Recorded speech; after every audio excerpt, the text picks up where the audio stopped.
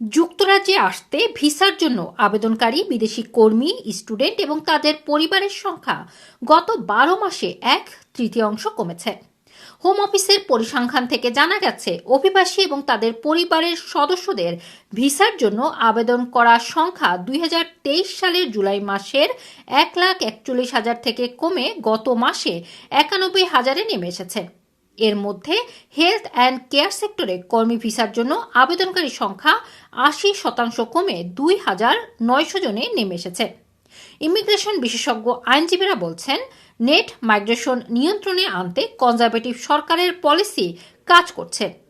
যে স্টুডেন্টরা যারা পিএইচডি করতে আসবেন শুধু তারা ছাড়া আর কোনো ক্যাটাগরির স্টুডেন্টস আছে যারা মাস্টার্স করতে আসবেন, তারা আগে তো ব্যাচেলর করতে আসা তারাও পারতো না, মাস্টার্স করতে আসারাও এখন আর ডিপেন্ডেন্ট আনতে পারেন না। এই জন্য একটা উল্লেখযোগ্য সংখ্যক স্টুডেন্ট আর ইউকেতে আসার ক্ষেত্রে আগ্রহী না, কারণ তার ফ্যামিলি আছে, তার হাজব্যান্ড বা ওয়াইফ আছে, তো তারা পিছিয়ে পড়ছে। তারপরে হচ্ছে আরেকটা জিনিস যদি আমরা লক্ষ্য করি যে বাংলাদেশি টাকা এখন পাউন্ডের রেট ১৫০ টাকারও বেশি। মাত্র ২-৩ বছর আগেও এই রেটটা ছিল ১১৫ থেকে ২০ টাকা।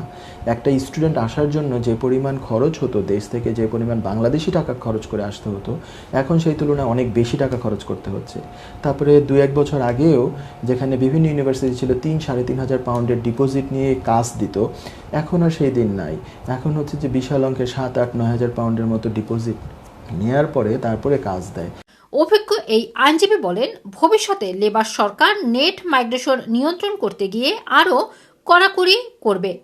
এখন যারা ক্ষমতায় আছেন তারাও বলে এসছেন যে নেট মাইগ্রেশন কমাবেন, এবং তারা এটাও বলে এসছেন যে ঋষি সুনাকের গভর্নমেন্ট নেট মাইগ্রেশন কমানোর ক্ষেত্রে হ্যাভিলি ফেইল্ড করেছে।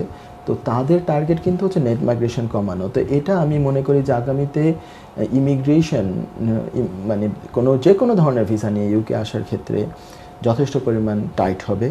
২০২২ সালে লিগাল নেট মাইগ্রেশন বেড়ে ৭,৬৪,০০০ হয়েছে। ২০২৩ সালে এই সংখ্যা ১০% কমেছে। রুমানা রাখি, এটিএন বাংলা, ইউকে।